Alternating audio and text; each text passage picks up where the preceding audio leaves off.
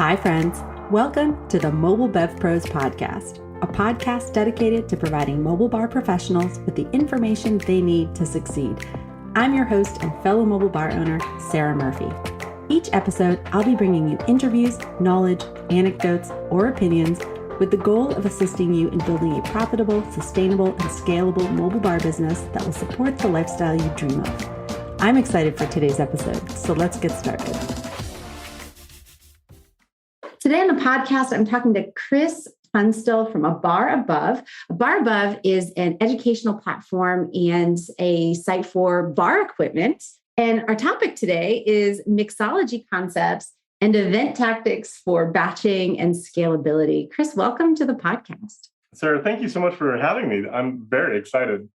Me too. I'm also a little nervous because you have a very, very successful podcast of your own that's currently on pause. So you had some availability to chat with me here today. But as podcasts go, yours is one of the better ones out there. So for any of the listeners looking for an alternative to the Mobile Bev Pros podcast, check out A Bar Above. Is the name of the podcast A Bar Above, or is it Mixology? It is, yeah. We changed it over. It used to be called the Mixology Talk. I know we did a rebranding about a year ago, so it's the A Bar Above podcast, but you could probably find us under either one. I did, yeah. And both of them, you popped up, and I was like, "Do you have two?" But no, it's just the one. You just a little rebrand.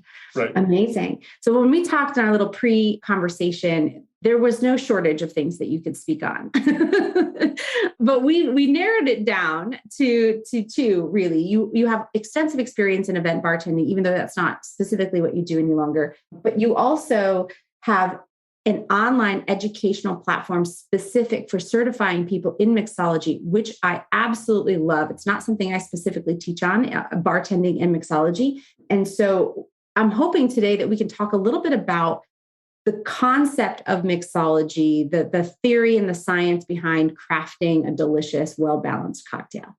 I am so excited. I'm going to nerd out on you and just reel me in. That's all I got to say is just reel me in. Bring it in. Bring it on. Where should we start, Chris? You know what? It's completely up to you. I know a lot of your listeners are event bartenders. And as you mentioned, I've done that quite a bit in the past. So I can speak a lot of the volume side. I can speak a lot of the creation side.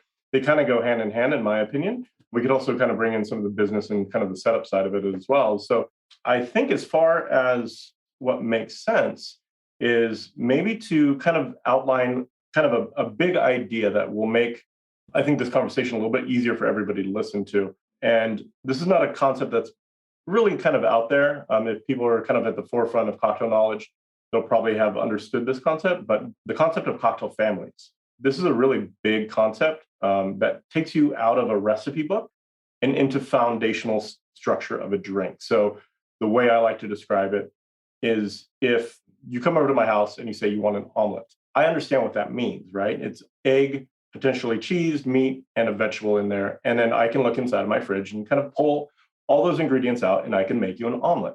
So when we talk about cocktails, it's very much a similar approach. So if you come up to me and say, Chris, I want a sour style cocktail, that is a cocktail family.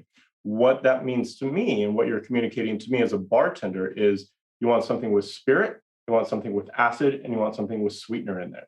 And so now I can look inside of my pantry or my flavor library or whatever you want to call it, and I can build a cocktail based off of what you just told me. So if I have gin, if I have rum, if I have vodka, I can throw all those things in there or one of those in there. If I have lemon, lime, those are typically the main ones. I can use either of those in there for the acid. And for the sweetener, you can go crazy. You can go to town. You could use agave nectar. You could use maple syrup. You could use a simple syrup. You could use a flavored simple syrup. Like that opportunity to create something unique. Once you understand those principles, it gets you out of a recipe book where you can have hundreds of recipes. And if you understand that concept, the opportunities to create a cocktail are literally limitless. You can make 1 million cocktails based off of, a handful of cocktail families. And I'm not exaggerating. I've been doing it for 8 years and I still have probably not made the same cocktail twice for the blog and for the website. So the understanding of cocktail families is really kind of the linchpin into unleashing creativity in the cocktail space, in my opinion. What are those foundational cocktail families? The sour is one of them that you mentioned. What are the others? Right. And this is where it's going to get a little bit tricky because every bartender kind of has their own formulas for what classifies itself as a cocktail family. I think most of the industry kind of agrees that there's about 6 main cocktail families. So if you take like a spirit-driven cocktail, like the old fashioned, for example, there's a formula inside of that. So that could be considered a cocktail family. The sour could be another cocktail family. The other one's kind of escape me right now, but Cocktail Codex, if you haven't read the book, is a good place. So I can look that up real quick and just give you a brief overview of the 6, and it won't take long. So what they outline is the old fashioned, the martini, the daiquiri, which is basically a sour, the sidecar, which is kind of what we would consider a daisy, like a margarita, the highball, and the flip. And the flip is kind of a very unique style of cocktail, and I would not recommend that for high volume events because it has a full egg in it, including the yolk. So it's very a la minute style bartending. So Yeah, those are kind of the big ones that we talk about. awesome. Yeah. So in full transparency, my menu, which I had established, probably had about 40 to 50 cocktails that I knew did well at events, that were crowd pleasers, that my clients, my hosts could choose from. Now, if they wanted to go off the menu, they were welcome to do that. But people have analysis paralysis. When you can make a zillion cocktails, like how do you start? And so I gave them a menu to start with. And so the vast majority of the ones on that menu were sours. Absolutely. I just found them to be like crowd pleasers. Everyone's kind of familiar with them. You could use a lot of the same foundations. And like, it's hard to go wrong with them. They're also not super high spirited. So like, yeah, martinis and old fashions, they're delicious, but they also have a ton of booze in them, which is great if you're having it before dinner at a restaurant. Not so great if you're drinking all night long. Absolutely. And this is something that I would highly caution anybody against, and especially in this space, is you really are responsible for controlling the alcohol consumption of your guests. Do yourself a favor and set yourself up for success and not offer those really boozy cocktails because it can go sideways real fast. Yeah. So of those 6, the flips are gone. We're not doing those. What are the ones that you most recommend for the event and volume-based industry? And then talk a little bit about what the formula looks like in regards to what they're composed of. Absolutely. Yeah. No, so I think you hit the nail on the head with the sour. I think that's just a classic formula. It's basically lemonade where you take the water out and you add alcohol. I mean, that's when you look at it, that's essentially what you're doing. But within that, it gives you a lot of room to navigate. So typically the formula is that I like to start with is like a 2-1-1. So you have 2 ounces of alcohol. You can obviously pair that back. So 2 parts alcohol, 1 part sweet, 1 part sour. And within that, you can scale up, scale down, whatever you want to do. If it's too tart for you, take a little bit of that acid back. So maybe it's 2 3/4, 3/4 is a pretty standard formula too. But that, like I said, just gives you a really good starting place for balance and for a really good cocktail. And then within that, you could do really interesting things like add sparkling water to it or a sparkling element to it, like a LaCroix or a ginger beer even, and kind of tailor it that way. Because when you're at a festive party, something with carbonation it is so refreshing and it's so easy to drink. And that allows you to kind of scale back a little bit of that alcohol too, because now you're adding volume in a different area. So a sour with some carbonation, highly, highly, highly recommended as an easy crowd pleaser. And you can go crazy on the carbonation side, whether it be, like we mentioned, just soda water, LaCroix, sparkling wine, which you could cross-utilize on the wine side, all kinds of fun stuff in there as well.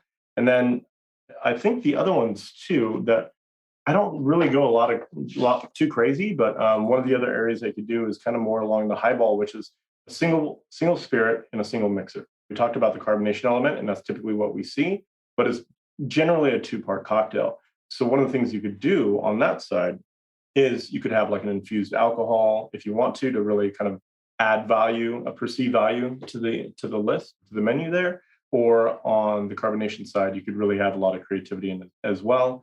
Cur Royales kind of fall into that highball category because you have a liqueur and you have a sparkling element, which is the wine. So that's always one of my favorites to kind of bring up in a conversation when it comes to beverages for large events and stuff. Because once again, you can only bring so much stuff. And if you can cross-utilize as many ingredients as possible throughout all your beverage offerings, it really gives you a significant advantage. And we won't even start talking about non-alcoholics, but the more you can kind of bridge all those gaps, the more tools you have at your disposal, the more successful you're going to be. And the more you can probably charge, to be completely honest. Yeah, the sparkling component adds a few different things. Well, at least a couple. One is texture. So the mouthfeel of something that's carbonated is more interesting. It also opens things up. So the flavors are a little bit more, I would say, observable when there is carbonation because it's actually being aerated ever so slightly. The third thing is carbonation actually helps the alcohol enter your system 20% faster. Little tip, add a little carbonation and you'll feel it faster, which is one of the reasons why sparkling wine hits you so much faster than like still wine. Absolutely. And that's kind of you're exactly right. And whenever I offer that as a offering for a venue, I always try to scale back some of the alcohol for that exact reason. So lower your volume, like instead of 2 ounces or 1.5, whatever your standard pour is, then I'll pull it back a little bit because of that exact reason. I don't want them to get overly intoxicated too quickly. I try to manage that from a customer service side. Right. Good for us to know as we're serving people that anything with carbonation is going to hit a little bit faster. Right. Exactly. So I have a good grasp on what the sour looks like and what the highball looks like. What is a mule? A mule is essentially a highball. So mules are kind of everywhere now. They're ubiquitous when it comes to cocktails. And the classic kind of formula is vodka, ginger beer is a Moscow mule. You can put a squeeze of lime in there to kind of brighten up some of those flavors, but that's essentially it. And so when you look at that, if you kind of step back one level and not say vodka and ginger beer, instead you say base spirit and carbonated beverage. So now you can start plugging things in. I think we kind of alluded to this before, but if you imagine your cocktail is a Mr. Potato Head and the eyes are the alcohol, the base spirit, you can plug in any kind of different setups you want. The sunglasses could be the tequila. That actually seems fitting, actually. So you can kind of swap pieces out left and right. And maybe the carbonation is more of the mouth. And so you take that away. You start putting some other things in there. You can start building your own ingredients, like a carbonated cranberry juice, where you add a little bit of simple syrup to it. And all of a sudden, you've got this really interesting mixer that you could serve on its own for a non-alcoholic, or you can use it in a cocktail as well. So now you have a cranberry, let's say it's a cranberry, rosemary, ginger, carbonated mixer. You can serve that on its own, add a little bit of soda water to kind of thin it out and take away some of the sweetness, or you could use it more in a concentrated form in a cocktail. And now you have a cranberry, rosemary, ginger mule. And that just, once you start playing with these flavors and start to build all these things, it builds interest and it gives you an opportunity to charge a little bit more money because these are not available widely. So you're demonstrating your skill and some of the value that you can provide your customers as well. Yeah, absolutely. So as you mentioned, we were talking about the mule. I always added lime juice directly into like the recipe when I'm building a mule. You mentioned that it was, or at least you alluded to, I think that like the lime was always just the garnish, right? Mm-hmm. It was, and a lot of times I see mobile bars get super fancy with their garnishes. So they got flowers and they've got dehydrated fruits, which look stunningly. They are visually stunning.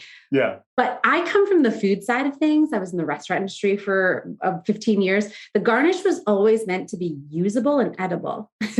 So as you're talking, I'm realizing that us event people need to recognize that if we start using alternative garnishes for our cocktails, we need to make sure we're compensating for those ingredients in the actual recipe itself, because the lime is very important to the mule. It is. And this is some of the things that we kind of hint at.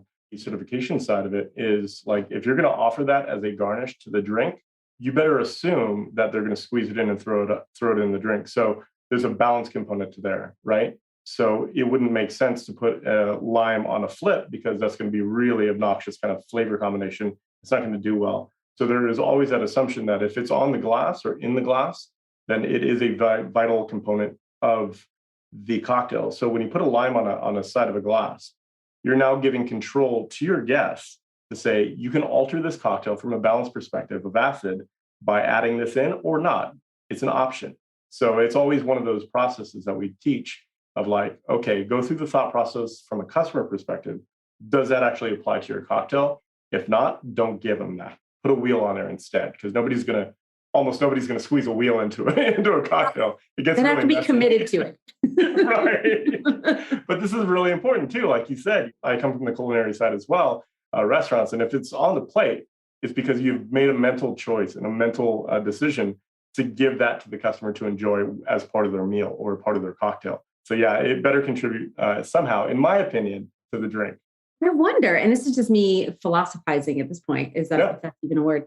I wonder if garnishes first started as a way for people to personalize their cocktail experience. Like, we're going to put the garnish on here, use it or don't use it. If you do use it, it'll make it tartar or sweeter or whatever that garnish is, right?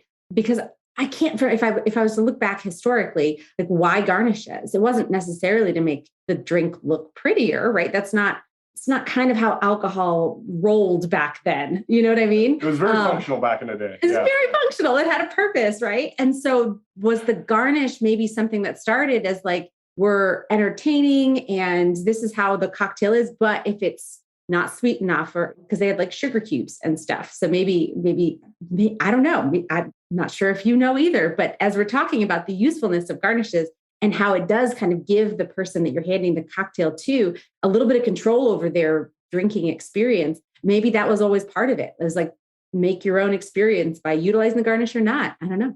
Yeah, and it's really interesting because this is kind of we call this the second wave of cocktails. The first wave actually happened in the late 1800s, early 1900s. And that was the golden age of cocktails. Things that we're learning now and teaching and educating other people on in the cocktail space started back then. And we've lost a lot of that because of prohibition. So I bet the answer kind of was in that place because they were making very fancy cocktails there. And then they kind of stopped with prohibition. And the first craft cocktail scene that came after prohibition was actually tiki. So I bet there's some roots of that because, as we all know, tiki is a very immersive experience. It is about the story. It is about those visual elements and surrounding yourself in that atmosphere of escapism. So I bet there's a lot of carryover from that. And I think along the way, we just forgot or didn't care. And then so 70s and 80s, when everything's out of a sweet and sour bottle and all that stuff, then it's like, I don't know why. We just keep doing it. So I'm going to do it too. So I think there might be a little bit of that legacy thing going on. But I think recently, over the last 10, 15 years, people have been a lot more thoughtful into their approach on cocktails. So I bet a lot of people are probably revisiting and kind of examining the same way you are of like, I really wonder why. And when you start answering those questions, that's where it really gets nerdy and deep and like rabbit hole. A week later, you find one recipe from like 1750. You're like, that's it. That's got to be it. Where it came from. I love that you mentioned tiki. One of my hobbies, it's not really a hobby, but when I travel, one of the things that's always on my list of things to do in new cities is to find their tiki joint and to belly up to the bar there, because I've never met a bartender who knows more about the craft than tiki bartenders. I mean, this is probably a bit of a generalization now that it's going a bit more mainstream, but even, 5-6 years ago, tiki tenders, I'm going to call them the tiki tenders, just were so passionate about the craft. They knew the history of it, the different rums, the flavor profiles. And next time I go, I'm going to ask them if they know where the garnish came from. That's a great idea. And yeah, they're next level. I mean, tiki is so rich in history and kind of controversy and storytelling. It's just part of what that movement is all about. So yeah, I agree with you. When you start to pick the brain of somebody that's deep into tiki, it's next. One of the best interviews I ever had on the podcast was Beach Bum Berry, who's basically the Indiana Jones of tiki. And I could have talked to him for days. And he's just an amazing storyteller. I bet. Yeah, tiki is such an amazing kind of culture. It's almost like culty, but like fun. I don't know. Yeah. Well, we don't do a ton of tiki in events, which we could, but I think it's a very specific clientele that is looking for tiki, especially based on where you are, like locality wise. So we don't do a lot of rum in my area of the country. It exists, but we typically gravitate towards whiskey and bourbons. I'm in Tennessee, and vodka. Obviously we do a bunch of those. More tequila than in recent years, than probably when I first started in 2016. But if you go down to like Florida, in Miami area, they're like, how many rums can we have? It's true. Yeah. So much rum. But I think one of the things that we do see a lot of, as I mentioned before, our sours. We do see a lot of highballs. Every once in a while, we'll get the spirit forwards, like the martinis, the old fashions. Old fashions are a big favorite. The mint julep, Kentucky, obviously, you're going to see a little bit of that. Let's talk about how we scale. How do we do good craft cocktails that people will pay more for at scale? What are some tips and tricks that help preserve the, I would say, quality, the quality of cocktails when done at scale? Yeah, and this is a really tricky question because it always depends on your timeline, your abilities, what the cocktail is, the ingredients you're using, because everything kind of has a window, right? So when I approach a large venue and I start going through the process of like, all right, I need to start bashing things out, I try to make everything as fast and as easy in the moment as I possibly can. Right. So when I'm thinking about batching, I'm thinking about volume service. I'm thinking about just pumping through cocktails. Because if I do it properly, I could probably handle 200 people by myself if I'm set up correctly. And I have everything with me, potentially 3, but you're really going to have to hustle and be proactive at that point. So there's a couple big things when it comes to preparing yourself for that level of volume. You can think about prepping all your ingredients in a large bucket or a large format so that you can draw from that and stuff like that. That's fine. But when it comes to delivery and service, you need to think about that as well, right? So one of the things I did an event early on, and I kind of regretted really quickly, is I bought this really beautiful, elaborate water spigot, water container, basically, and it had a spigot on it. And I'm like, this is great. I'm going to go through volume, and it's going to be fantastic because I can just pour this, build 3 of these out. I have 3 different cocktails that I can just pump through, no problem. The problem that I found when I started doing that is the size of the spigot was so small that the time it took me to make every single cocktail, I could have done all a minute faster. So the output is really, really important, whether it be like a ladle, like a punch bowl or something like that, or just a high volume nozzle that you could pull, open up, and serve quickly. That's super, super important because it doesn't matter how much you have behind you as far as backstock. If you can't get it out fast enough, you've created your own worst enemy. So at the delivery side, it's really important. On the batching side, I try to isolate things logically. So not only from a quality perspective, but also from a business perspective. So my alcohols, when I batch in single bottle portions. And then I build my syrups and mixers accordingly. So for example, if we take that formula 2-1-1 for a sour, when you look at the volume, 1 part sweet, 1 part sour, that equals 2. So I batch everything from the sweet and sour perspective as the same volume as my bottle of spirit. Okay, so if you're doing 750s, if you're doing 1 mil or liters, then my mixer is going to be 1 liter. So I can, if I'm in the weeds, and I know I'm going to be, I can grab 1 bottle of vodka, 1 bottle mixer, throw it in my container, empty it out, throw it away, and I'm on to my next person, right? So those are the ways you can really prepare yourself for success early on. If you start to manipulate some of the ingredients, and maybe it's like a 1 part alcohol to 1.5 part mixer, build that into the thing. So you have a 1.5 liter bottle and you have a 1 liter of spirit and you just dump and go. You have to be able to do that at scale quickly or else you're done. You're buried.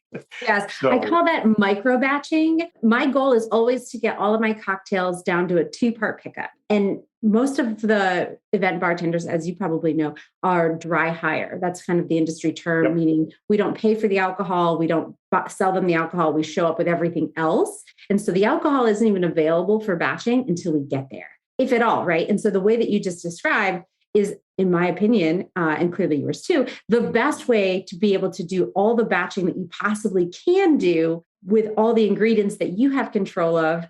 And so when you get there, it then just becomes opening up that bottle of alcohol, knowing that the rest of the cocktail is bottled also. Yeah, absolutely. And I think that's also, you can convey that to your guests when you talk to them, like, I'm not going to open any spirits unless I use it. So that way they're not spending extra money on alcohol and stuff like that. Just let them be conscious that you're conscious of that as a price component. And also just be flexible. Like, you're going to give your client a laundry list of things to buy. And, you're going to say, I want a 1 liter bottle of this. Don't be surprised if you show up and it's a 1.75. Like, have that handle every time. It's inevitable. I mean, because they don't know why you're doing what you're doing. They're just saying, oh, he wants vodka. Great. Get a couple handles from Costco or wherever. Right. So be flexible, be ready for that because it's going to happen. And on the other side, if you become a leader and they throw a 750 at you, just know that you need to kind of change out your options there. So yeah, microbatching, 100%. That's the best way to do it. So I always combine the sweetener and the acid. And if you chill it, add some water to it as well, because whenever you shake a cocktail, you're adding about 20 to 30% water. So if you're not shaking, everything's cold already, you have to account for that water somewhere. And that could be part of your build when you microbatch. So that's also one. Kegs, you could do kegs if you want. It's something I really highly recommend. If you have like a pony keg or something like that, and you can do a carbonated cocktail, you can build it in there. You might have to start working with refined acids or clarified lime juice and stuff like that. You can start to get really nerdy. But when we're talking about scale and volume and just a customer service kind of wow factor, that's pretty cool. Being able to just have 3 cocktails on tap or even 2 cocktails and a wine and beer, and you just pump through all of it, it really will save you a lot during service for sure. Yeah, absolutely. I'm a huge fan of kegging cocktails. I myself had a tap wall and a tap trailer. So anything I could put on a keg, I was definitely putting on the keg. Absolutely. I don't know that anyone that is a distributor or in charge of distributing alcohol is ever going to listen to this podcast, but I am going to make a small plea to anyone who sells their product in a handle. Please make it holdable in some form. I can't tell you how many times I've had to baby hold a large bottle of tequila. Specifically, I'm going to call out the tequila industry a little bit because I feel like they're giant square bottles or they're giant round bottles. Like I cannot get my female-sized hands around it without making it look like I'm weak as heck. Now, Tito's has a handle. Thank you. Even though it's glass, at least it has a handle. But so many of these large format bottles are almost impossible for us women to actually serve from in a way that doesn't make us look like children. It's true. And it's funny, like when I was in a restaurant business, that was one thing I always considered when I was buying the spirits in my well, is how comfortable is it in my hand? Can I grab it at speed? And so yeah, it's a big consideration. The ergonomics of tending bar is no joke.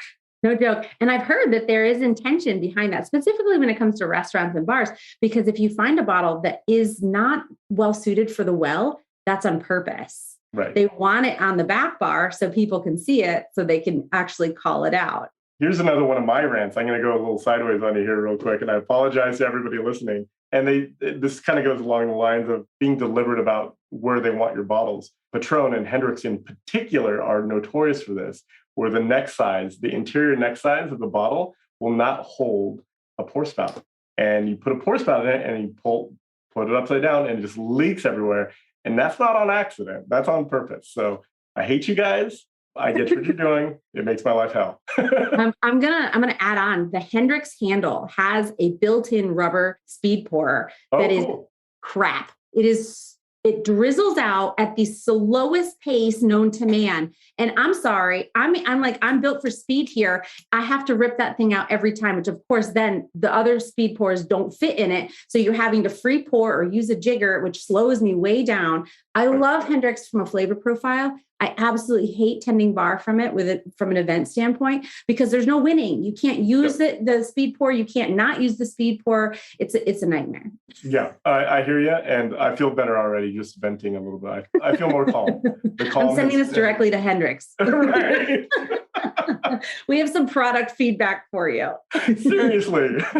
I mean, I have a lot of control over what my clients buy. If I'm like, Hendrix is a pain in the ass to work with, all I have to say is, you know what actually is a good alternative and maybe slightly a little cheaper than Hendrix? It's whatever this is, right? And they're immediately like, well, you're the professional. I will take that advice. So I'm just saying, you got to be careful who you piss off in your product development, because it's so true. You could be missing out on the dollar bills. The other thing that you were mentioning about your beverage dispenser and how it just poured so slowly, I learned this the hard way, and I know this is probably basic science, but look, I did not go to school for science. I went to school for business. They create this little vacuum if you have the top on, where like it's pouring fine, and then it's like trickle. And I'm like, oh my gosh, it's clogged. What could possibly be clogging? You take off the top and you're like, oh, I think it's fine. And then it pours fine, and then it stops pouring fine. You have to keep, like in some of them, you have to keep them open just a little bit. Yep. It's in true. order to keep Yeah. them flowing. So Yeah, because if you have that seal, the gasket on top, you're absolutely right. It's going to create that vacuum. It's not going to want to let go of that damn liquid. I am ready to make cocktails. The issues that it's almost impossible to plan for those things. It's so true. It's so true. So we have talked about micro batching. We've talked about kegging. Those are my two favorite methods for setting yourself up for success. Talk to me a little bit about, and maybe you have information here, maybe not, garnishes for things like, okay, we're going to talk about the dreaded mojito. Okay, the dreaded mojito. So they're delicious and they're refreshing. I used to work on a beach and I probably made 1,000 mojitos a day. My wrists were super strong at the time. Slapping the mint, muddling the lime. It is not very conducive for events. So if I was to hire you, Chris, to do a mojito at my event, what would you do to set yourself up for success? That's a really hard question because those are notorious cocktail to make, especially for venues, for large events. There's a couple things I would probably entertain. First of all, mint syrup, maybe even a mint and lime oleosaccharum. So an oleosaccharum, I'm sure most of you are familiar, is using the peels of the lime juice or the limes, macerating it in sugar, basically putting it in a plastic bag with sugar and just letting it pull the oils out. So you're going to get a little bit more flavor out of that. And so I would create something along those lines. So get a lime oleosaccharum, add some mint in there to create like a more simple syrup that's focused on that. The freshness of mint is always the kind of the linchpin in that equation. You're going to have mint flavor, but it's going to be a little bit more subdued. So what I would probably recommend is doing that syrup, adding a little bit of fresh mint, a la minute, even shake it or bruise it, however you're going to do it for volume, for speed, and then just building the cocktail as fast as you possibly can. So the mint oleosaccharum, a mint lime oleosaccharum, a little bit of fresh mint, a little bit will go a long way once you have all those other flavor profiles in there, and just do it quickly, like not muddling it as you normally would behind a service bar, doing lighter mint, and then just build it quickly. So that would kind of be the direction I would go. Love it. But that's a hell of a cocktail to make for large format.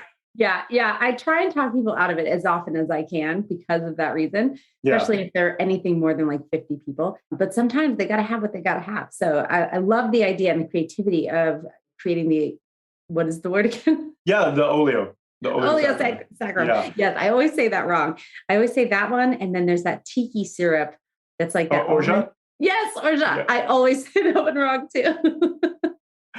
And that one might lend itself to kegging.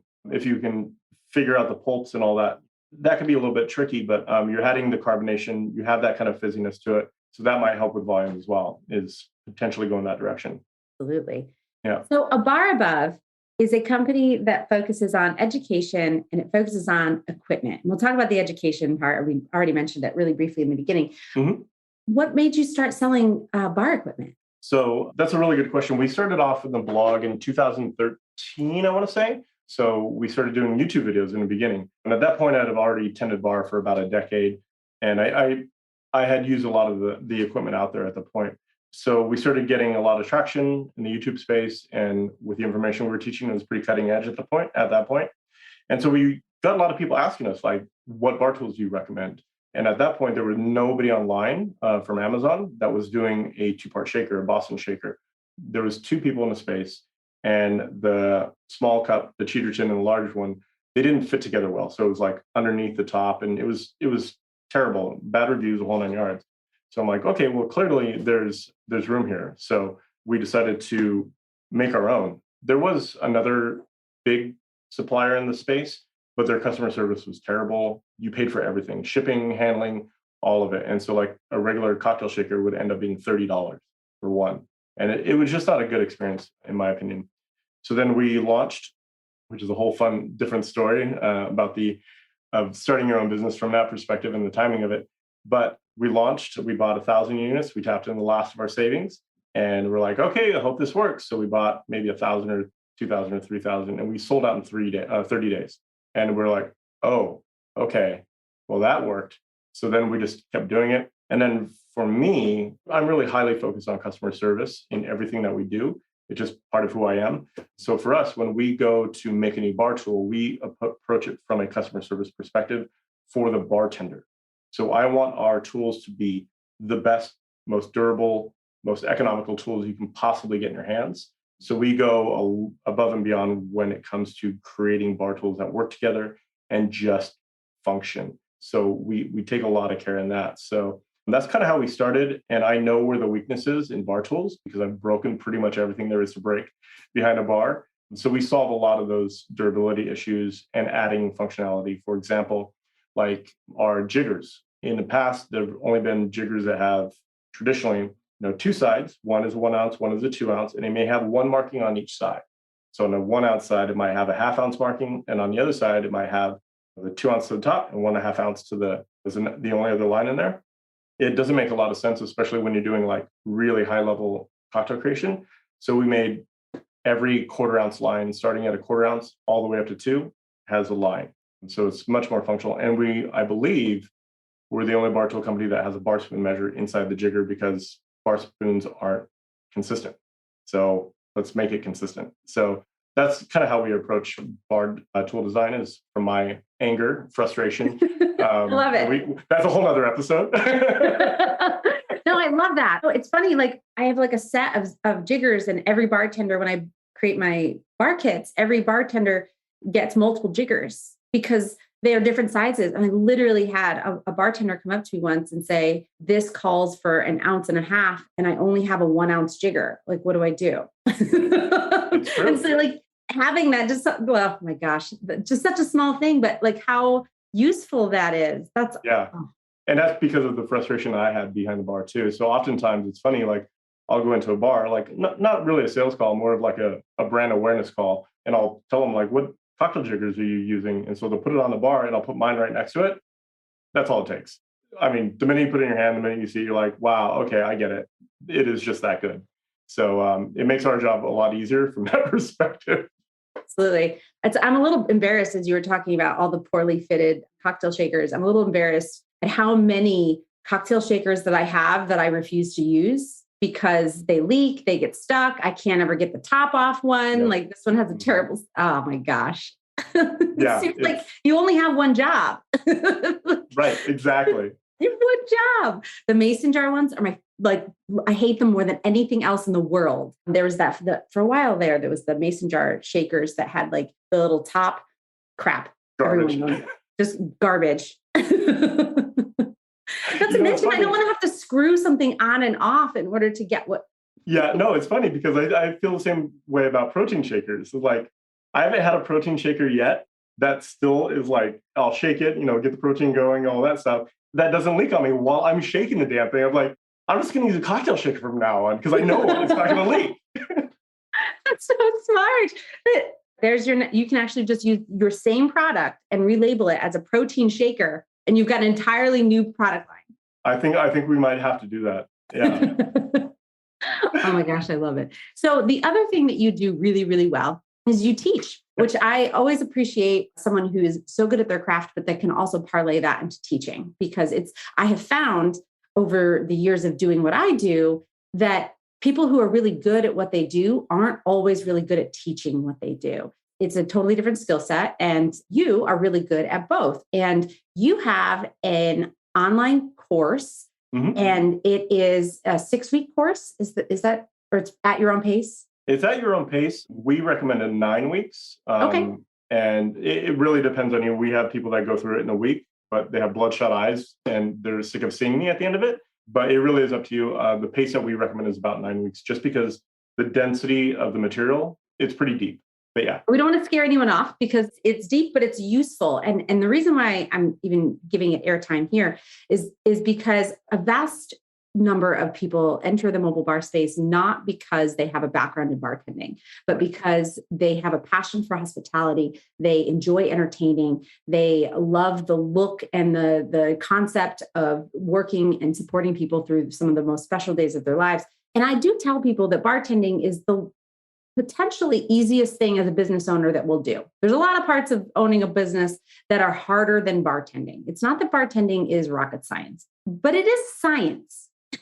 So if you are in the business of owning a mobile bar, it would behoove everyone to know a little something about the craft and the trade that they're representing. And so I highly recommend the course that the course is a steal of a price. It's $150, $147 or something.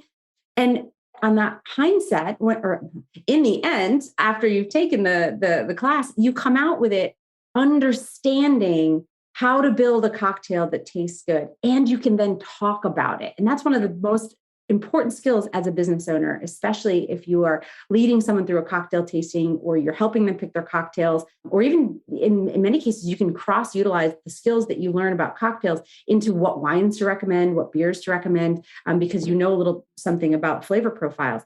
And so it just gives you so much more confidence in being able to talk about your cocktails and being able to sell that service. And so if you are one of those people listening that has not come up through the restaurant and bartending scene, and you feel a little lackluster in your knowledge about cocktails, this is the course. And it's not just an online course, although it is. There are actual humans that are reviewing the work, right? So you get feedback based on the work that you do.